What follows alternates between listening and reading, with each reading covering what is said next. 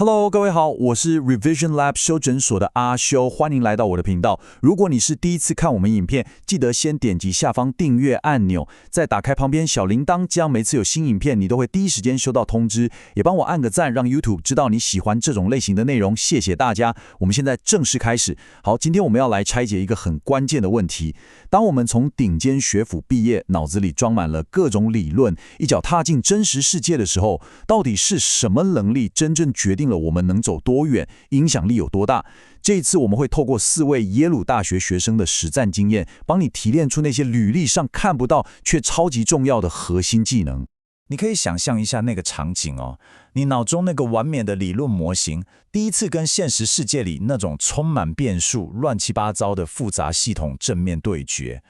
說真的，你準備好了嗎？這不是在嚇你，而是我們所有知識工作者遲早都會遇到的壓力測試。當問題再沒有標準答案，當教科書給的框架根本不適用，我們過去學的那些東西真的還夠用嗎？好，為了讓大家更容易吸收，今天的討論我們會照着這個脈絡走。首先，我們會先看看這些耶魯學生的真實戰場到底長什麼樣，接着從裡面提煉出3個課本學不到的關鍵教訓。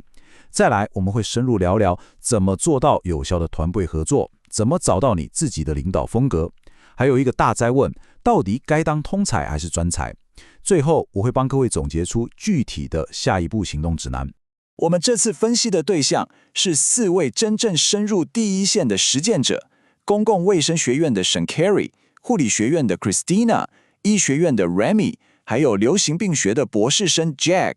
他們選擇的戰場是全球公共衛生。哇，這是一個交織了科學、政治、經濟還有文化的超級複雜領域。他們帶回來的不是那種冷冰冰的學術報告，而是被現實世界狠狠洗禮過的寶貴洞察。接下來我們就進入第一個關鍵點，他們有個共同的體悟，就是真正有價值的學習都發生在把知識拿去解決真實問題的那一刻。在這種高壓的環境下，有3種核心能力會浮現出來，而這些能力往往是學校教育比較難系統化教給我們的。這3個教訓分別是：第一，跨領域思考；第二，創造性的應用知識；以及第3，這點很重要，重新框架問題，而不是一直想着要重新發明什麼。Christina 在一個案例競賽的經驗，就是跨領域思考最好的例子。當時他的團隊要解決厄瓜多的糧食不安全問題。如果只用公衛的角度想，可能就是發放營養補充品，但這很明顯治標不治本。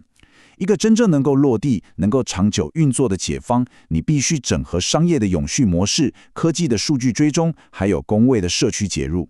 這3者只要少掉任何一環，整個方案根本活不下去。如果你正在聽，這部分非常值得你筆記。剛剛講的第2跟第3個教訓，我們可以透過 Shankar 在聯合國開發計劃署實習時所倡導的一個非常強大的思維模式來理解。這個模型叫做共利模式。它的核心概念就是從解決單一問題的思維轉向系統性思考，去尋找一個行動，但這個行動可以同時為好幾個看起來不相關的問題都帶來正面的效益。我用一個具體的例子來說明，你馬上就會明白其中的差別。傳統那種線性的思維是為了減碳，所以我們去種樹，目標很單一，行動很直接。但是共利模式的思維會這樣重新框架問題。我們在城市裡種樹，這個行動本身除了可以抓碳，還可以幫市民創造綠色空間來改善心理健康，可以提供遮陰來打造更舒服的早路環境，甚至可以變成促進兒童早期發展的自然教室。你看，同樣都是種樹，但透過重新框架，一個單純的環保政策就直接升級成一個能夠同時滿足都市規劃、公共衛生和教育需求的多贏發展計劃。這就證明了，最高明的創新，有時候並不是發明新東西，而是用一個新的視角去釋放既有資源的潛力。好，接下來我們談下一個關鍵主題：有效的協作。在處理像是氣候變遷、公共衛生這種系統性的大問題時，個人英雄主義是完全行不通的。關鍵在於你怎麼從一個追求個人成就的人，轉變為一個能夠驅動集體影響力的人。這是一門必修課。Remy 在華盛頓頓特區參訪的時候，對這點有很深的體會。他引用了一句非洲諺語，他說：“如果你想走得快，就一個人走；如果你想走得遠，就一群人走。這句話背後其實藏着一個很殘酷的現實，走得快往往解決的都只是表層的單一的問題，而你要去撼動那些深層的結構性的問題，也就是所謂的走得遠，那絕對需要跨部門、跨專業的集體努力。這就引發了另一個思考，你的溝通模式是像電台廣播一樣，對所有人都播放一樣的內容，還是一系列針對不同對象精心設計過的精準對話？這個問題是來自 Jack 在創業發展計劃中的經驗。Jack 的洞察是，有效溝通的核心是你能不能把你的價值翻譯成不同利害關係人聽得懂的語言。比方說，對投資人，他溝通的語言是投資回報率和市場潛力；對科學界的同儕，他溝通的語言是研究方法的嚴謹性和數據的可靠性；而對社區夥伴，他溝通的語言則是這個計劃會怎麼直接改善他們的生活。成功的協作就是建立在這種價值轉移的能力之上。接下來，我們來聊聊領導力。傳統上，我們對領導者的想象，可能都是那種發號施令、掌握權威的角色。但這些前線實踐者的經驗告訴我們，在現代這種複雜的協作環境裡，影響力有更細膩、更多元的展現方式。Sean Curry 的這句話為我們定義了一種新的領導力模式。他說，一個真正的領導者不一定是聲音最大的人，而是最懂得為他人創造空間的人。他分享自己怎麼在研究中發現一個被大家忽略的新興議題，然後主動向團隊倡議，最後成功爭取到資源。這就是一種賦能型的領導。重點不是去掌控對話，而是透過聆聽和提問，讓更多元的觀點可以浮現出來，進而提升整個團隊的決策品質。Sean Curry 的團隊還討論到一個非常有用的自我定位框架，叫做體制內與體制外的角色選擇。你可以把它想成是兩種不同的改革路徑。體制內的改革者，他很熟悉組織的遊戲規則，所以他善用利用內部的流程，從系統裡面去推動漸進式的改變。而體制外的倡議者，他不受既有框架的束縛，他會從外部提出尖銳的質疑，帶來破壞式創新的觀點，對整個體制形成監督的壓力。這兩種角色沒有誰好誰壞，你可以思考一下，你的性格和資源更適合在哪一個位置上發揮出最大的槓桿效應。好的，這個問題我相信幾乎所有專業人士都會在職涯的某個十字路口遇到。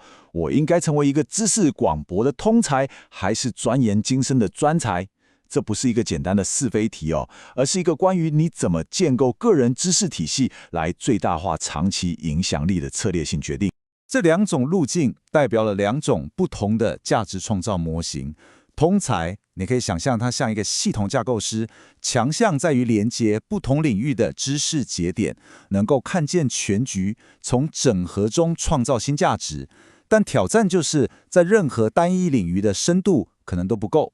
而專才則像是一個深度的挖掘者，強項是培養出解決特定複雜問題的頂尖能力，但風險是視野可能會變得太狹隘，錯失跨領域的機會。支持通才路線的 Sean Curry 就認為，在公共衛生這種複雜的系統裡，萬事通的角色其實至關重要。他說，在公衛領域，每個人都有自己的位置。那些能夠在科學家、政策制定者和社區執行者之間扮演翻譯和橋樑角色的人，他們的價值是無可取代的。而選擇專才路線的博士生 Jack 則提出了一個更具策略性的長期觀點。他認為，經歷這段高度專注的旅程，將會賦予我一套核心技能，讓我在未來面對各種不同情境時，都能成為最高效的問題解決者。對他來說，深度鑽研不是目的，而是手段。他的目的是為了打造一套可以轉移、可以應用的底層能力。這套能力未來可以槓桿到更廣泛的領域去。講到這裡，我們把剛剛提到的所有重點快速整理一下，把這些學生的洞見轉化成你可以立刻開始實踐的行動框架。總結一下今天的重點：第一，練習跨領域思考，主動打破你專業的舒適圈；第二，尋找共利模式，用系統思維重新框架你面對的問題，想辦法讓效益最大化；第三，進行有目的的協作，把每一次溝通都當作是建立聯盟的機會。第四，透過聆聽來領導，你的價值不只在於你說了什麼，更在於你讓誰的聲音被聽見了。最後，策略性的選擇你的道路，清晰的思考在現階段你是要擴展廣度，還是要加深深度。最後，我想用一個從 Remy 的經驗中提煉出來的非常有分量的問題來作結。他在華盛頓聽到一位政策制定者說：“你必須想清楚，你願意為了哪件事去不講理。”這裡的不講理不是指蠻橫無理，而是指那種超越現狀、挑戰傳統、不輕易妥協的堅持。它代表了你的核心使命，那個你願意為之奮鬥、寸步不讓的價值。所以這個問題留給你：你選擇為了哪一件事去成為那個不講理的人呢？今天的內容就到這邊。如果你覺得這集有幫助，記得馬上點讚加訂閱加開啟小鈴鐺。我們正在衝訂閱，需要你的支持。我是阿修，我們下次見，拜拜。